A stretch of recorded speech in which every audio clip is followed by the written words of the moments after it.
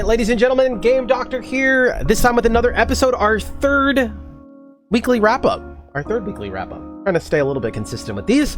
This week, I have a few games that stood out in particular. I'm going to break them down here for you. This game that you see behind me here is Blood Dungeon. This is actually from the developer Messhoff that did Nidhogg and games like that they worked on. They make some really funky, weird stuff, if I'm not mistaken. Big things that I like here. One, it's going to be going into that auto battler arena nonsense, survivor-like stuff, which doesn't really excite me. But in general, why I'm excited about this is because it mixes in a lot of platforming elements. It gets really chaotic. Well, and once you add gravity, all of a sudden it becomes a whole different game. But not only that, you're going to be climbing walls, you're going to literally be climbing the ceiling, trying to get around these people and navigate these labyrinths that are giant arenas, finding loot and all of that stuff. And it makes it really, really exciting. Actually, this would be like one of my most anticipated games if the depth of decisions were just a little bit better. If the depths of decisions were a little bit better, just a little bit more bite to it, a little bit more modern, maybe like Brotato-esque, a little bit more bite than like attack speed up. I think that's my only caveat, that it's very dated and very vanilla, but the rest is amazing. So at worst, it'll still be really, really fun. I just have a little bit higher hopes for how it delivers in combat, but as you guys can see, it's super chaotic, super crazy. I got a good amount of time in the demo as well. The demo is pretty generous. It's a slow unlock process, but it's pretty generous, so check it out. I'm excited about it. We'll keep an eye on it. I'm sure it's going to be fun at worst. So Blood Dungeon, check it out.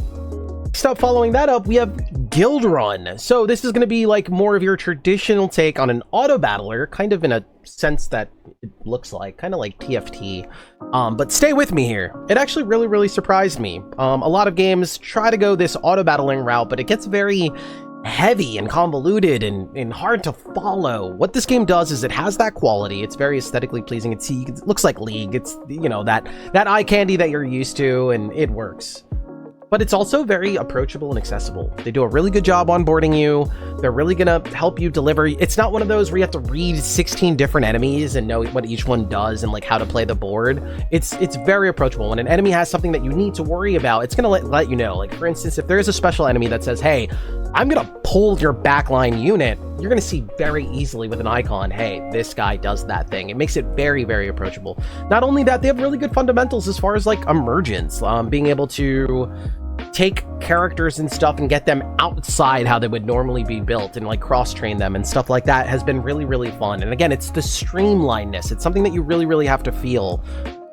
This one surprised me. I gotta say, it really did surprise me. It has a lot of good things going for it. It has a lot of bite. It has the hooks. It has all of that stuff. The demo just launched yesterday, depending on when you're watching this. Guildrun, I think it's also from a lot of the lead designer or old lead designer of, it worked on Bazaar, and I think it worked on League as well back in the day, or something like that, or Hearthstone, one of them, Hearthstone and Bazaar, something like that. So they have a quality lineup, and I can see a lot of the quality here. So check it out, Guildrun.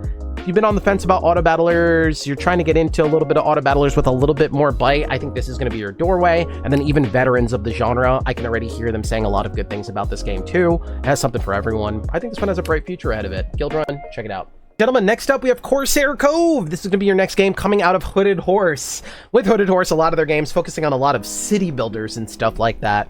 This one was really cool. One, it has the aesthetic, the pirate life for me. You're going to be building literally on the sides of like these canyons and beaches and, you know, the mountain walls and stuff. It gives it this verticality. Verticality is a very big thing in this game, and it performs well, and it feels really cool to do it. When you start getting your village going and it's going up these walls and they're zip lining across like pirates should be in the tavern, and they're all getting drunk and fighting and stuff, it feels like it has a lot of life, and it doesn't stop there. Then you get to build your ship, and the game grabs a whole new layer. Then you grab your ship and you zoom out, and there's this whole other world around your isle where you're going to be sending your ship out, and then there's this whole battle element with ships, which goes into this kind of like light, fast-paced action chooser. Like I would say deck builder, but it's like, it looks like there's cards, but they're not. Like, you have a predetermined thing. You're just kind of like picking action, like a turn-based battle, Anyway, so then you go into that, and it has that layer, and you're going to be managing resources and all of this stuff. This game has been really surprising me. It's really fun. It's really awesome. I don't know if it has the replayability or emergence yet. It kind of lets me down because it's so easy to add to this kind of space, but it is really sweet, and that's even coming from me. I've been having a lot of fun with it. I keep wanting to see what's out there. It keeps getting bigger and bigger. It's onboarding in this space too. Like, this game has a lot of systems. Its onboarding has been like some of the best I've played this year. So it'll make sure that you understand the game. It'll make sure that it works you in. It's great. It's great. It has your back. So yeah, this one is really, really sweet. Blooper. Check this one out. It is not out yet. I believe it has a demo, and it comes out on the 31st of this month, July 31st. So check this one out. Corsair Cove coming up from Hooded Horse. That one's pretty sweet. Last but not least this week, we have a game that's been out for a while in early access called Sefaria. This ad's in the way. And last but not least this week, we have Sefaria. There it is. We have Sefaria. Pretty excited about this game. It's been in early access. The reason I like this game is because it's the same people that made Dungreed. If you don't remember Dungreed, it was pretty ahead of its time. You're going to be going through these dungeons and platforming and getting loot, and it was really, really cool for its time. That being said, it's the same people, and they have some really cute ideas here. You're going to be going to room and fighting, and that's not the revolutionary part. It feels pretty good. It's not, you know, it's a room-based battler game. But that being said, the building is really cool. You're going to be getting a lot of items. You're going to be powering up and making kind of like synergies, almost like you would be in an auto battler or some of these other roguelike-y kind of games, and trying to match synergy traits and all of that stuff. You're going to be messing with adjacency bonuses and powering things up. It's very approachable. It's very cute. It also has the meta hooks. You're going to be going around the town and helping people out, and the game's going to be getting bigger and bigger as well, which makes it a very approachable and marketable hook for, you know, all the people that are into that kind of stuff. And yes, it has 4-player co-op, so get in on the shenanigans with your friends and all of that jazz. So there's a little bit of something here for everyone. I've been having a very fun time with it. It could definitely punish you pretty hard and be a little bit on the challenging side at first if you don't really play these games.